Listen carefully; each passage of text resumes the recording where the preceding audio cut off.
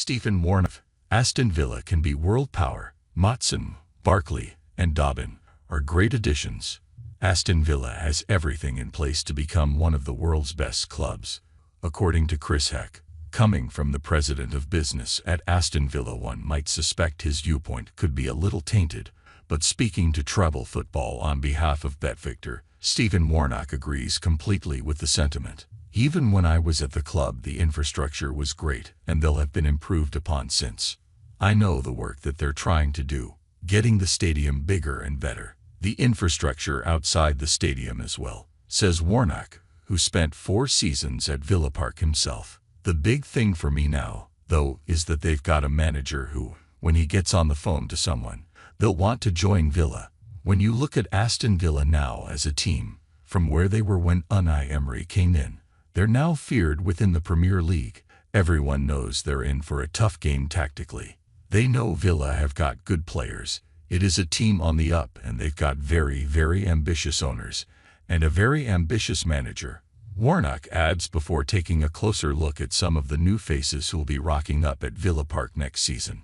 Ian Motson, for instance, potentially one of the best.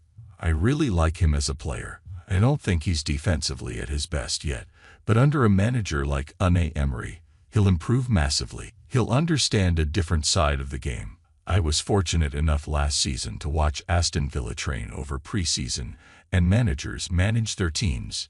They manage training sessions. They don't necessarily improve players. That is done by the academy staff throughout the years. But Unai Emery is a coach who continues to develop players and make them better, and I think Motson will improve tenfold under Emery. His ceiling is what he wants it to be, isn't it? It depends on the mentality of him, but he could be one of the best Premier League defenders. He's got that capability. Lewis Dobbin has also joined the ranks at Villa, which caught Stephen Warnock a bit by surprise. It was a bit of a surprise to everyone, if I'm being completely honest. He's been on the periphery at Everton, and he is very raw as a player.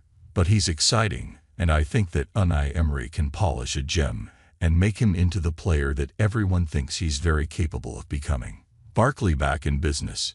Returning to Aston Villa after a very successful stint with Luton Town, Ross Barkley will be hoping to make more of a mark than when he spent a season on loan with the Villains in the 20/21 season. This is a really interesting one. His career took a downward spiral for a while as he didn't play enough at Chelsea. His French move went okay, but probably not the way he wanted, and then he got that chance to go to Luton and shine. Think what he got from Luton was a manager who believed in him and set a team up around him, and he showcased what Ross is extremely good at. Warnock says of a player he spent time with while at Leeds United, technically, he's a fabulous footballer. His football brain is incredible, and now you pair him up with Unai Emery. I don't think a young Ross Barkley would have worked as well with Emery, but a mature Ross Barkley will want to learn from him. He'll want to get better because he knows he's got a second chance at playing in the Premier League and an opportunity to go back to Villa. It's a big club. He'll play Champions League football. This is probably what he's dreamt of doing again, getting back to that level, and it's very difficult to get to there. He's one of those midfielders who we've seen last season, who can control a game, even for a team like Luton against the big teams. He's got that capability and especially the style in which Unai Emery plays. He likes to draw players onto him, which then creates spaces for the players in positions higher up the pitch. Warnock praises the former Everton prodigy. Barkley is brought in to fill a gap created by the sale of Douglas Luiz, but Warnock would have liked to see Luiz staying at Villa Park. I'm a big Luiz fan. He probably suffered a bit in the final part of the season with fatigue, just because he was the ever-present, and he lost players alongside him. Especially the injury to Kamara was a huge loss alongside him. But the club had to balance the books, and I think the deals that they've done have been extremely